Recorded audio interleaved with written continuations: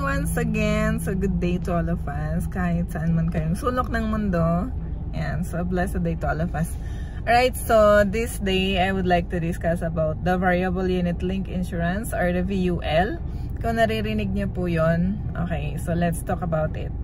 So variable life insurance is life insurance with investment. So kaya siya variable unit link kasi nakalink po siya sa investment. So when we say investment kasi binibili niya yung mga units, kaya siya unit link.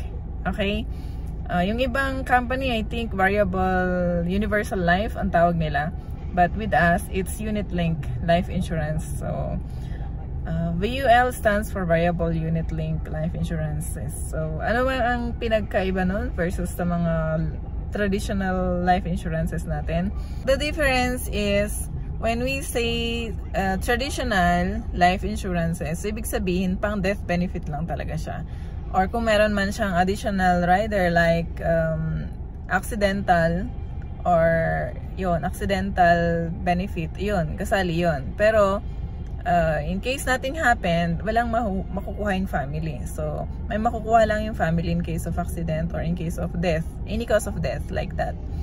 Wherein, with the VUL or the Variable Unit Link, ito kasi maganda dahil pag walang nangyari, syempre guaranteed na yung mga benefits na covered. Like, yung mga death benefit, critical illness, pag dinagdag ang critical illness as a rider, accidental and total permanent disability, and other riders na pwede nating idagdag.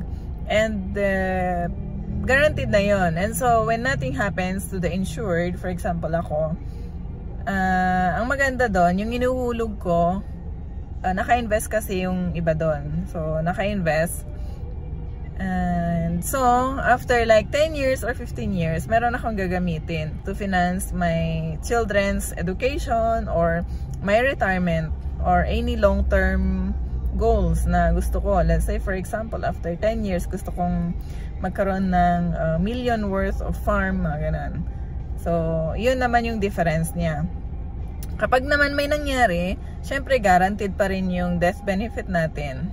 O di kaya yung mga, for example, may critical illness na dumapo sa insured or tinamaan siya, for example, na stroke, cancer, mga ganun, heart attack, or any critical illnesses, covered siya, diba?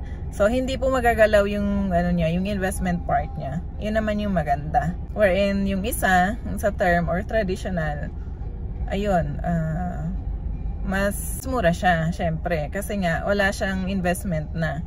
Wherein yung variable, abot siguro, yung pinakamura natin ngayon is nasa, pag mga bata yung insured, nasa 1.3, ganyan. And, yan, pataas na po siya. Then, depende na rin siya sa age ng insured. Ayan. So, basically, ang VUL, siya yung tipo na nag-iipon ka na, may insurance ka pa. We will discuss more about it sa mga susunod na mga videos natin. Thank you!